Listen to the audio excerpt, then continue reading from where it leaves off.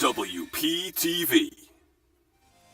Next week is the 10th annual Braveathon here at William Patterson University. We have the inside scoop on who's coming and when. We have two guests from WPTV 6 and Brave New Radio to break down the ins and outs of Braveathon, so don't go anywhere.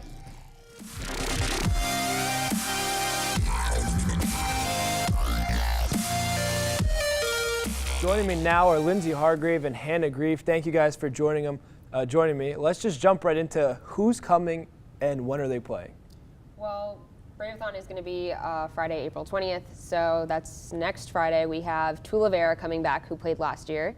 We also have Johnny Mingione from PLJ, 95.5 PLJ, Todd and Jay in the Morning. They're on the Street Guy. He's in a band called All I Can Say, so they're going to be playing as well.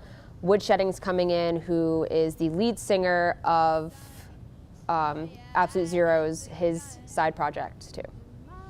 And what goes into like booking all these people for Braveathon?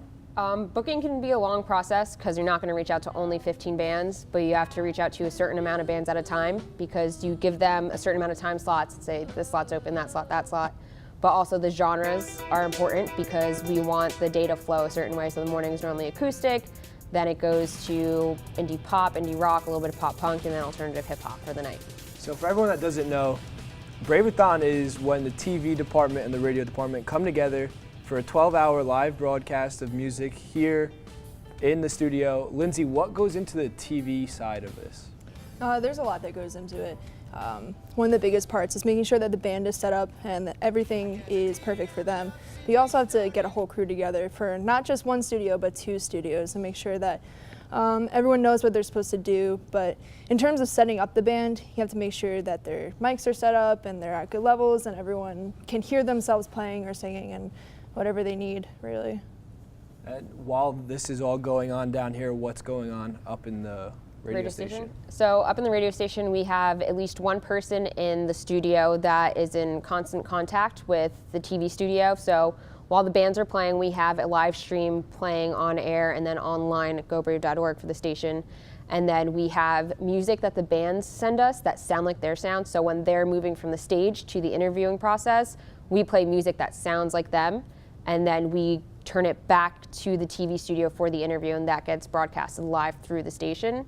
And then when they're done, we put more music on and wait for the other band to load on. So it's constant contact between the people down here knowing when we have to switch to our music and switch to theirs.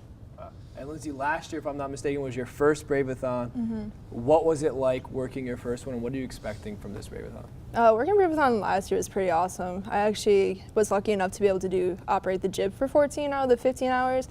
My arms hurt. I felt like I was going to die most of the time, but I mean, other than that, it was pretty cool. And this year, I'm expecting to have an awesome year. You know, some really good bands coming in today, and well, not today, next week, and then yeah, I mean, I don't really know what to expect, but I'm expecting it to be fun and Do you exciting. know what position you're thinking about working, or? I don't know. I might end up on jib again. We'll see, but maybe TD, but whatever. Wherever I end up is fine. And I heard there's a particular band that is very close to you. You're friends with them. Yes. What do they play? What is their sound? I have Woodshedding coming in. So the lead singer of Woodshedding and the creator of the project, Elijah, I went to high school with him. We did band together. He has a band called Absolute Zeros, and from that he's changed his sound from a rock band to more of kind of an acoustic folk. So it's like an indie folk band. It's normally him with his guitar. He has a violinist, he's got somebody on drums, he's got someone on bass. So their sound is really different than what you hear from today, but it's also really refreshing.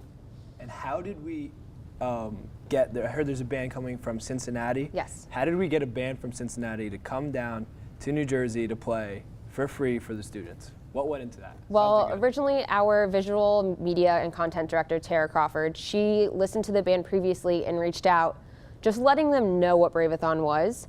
And then she gave me their contact information so that they were interested because they think it's very cool that we have a TV studio and a radio station working together to do it. And then the fact that they're going to have all this really cool footage that the TV studio can do and then our audio, they want to be able to put that on their social media, and they're using it as a lot of marketing and press and just becoming involved in getting their name out there. So when I reached out, I talked to them saying like, hey, you know, it's in New Jersey, this is an unpaid event and it's all for local bands, but we want you guys to have the closing slot since you're traveling so far. So I think the closing slot is what really sold them, that they get to close out the 10th annual Braveathon. Well, that means you don't want to miss it. Braveathon is next Friday, April 20th. It's starting at 9 a.m., goes all the way to midnight. So make sure to tune in on the WPU Comm Department live feed. Don't go anywhere, because up next, Landon plays a little game about celebrities with you guys. Thank you for watching this episode so far. Click one of the 2 links down below to keep on watching. This is my report.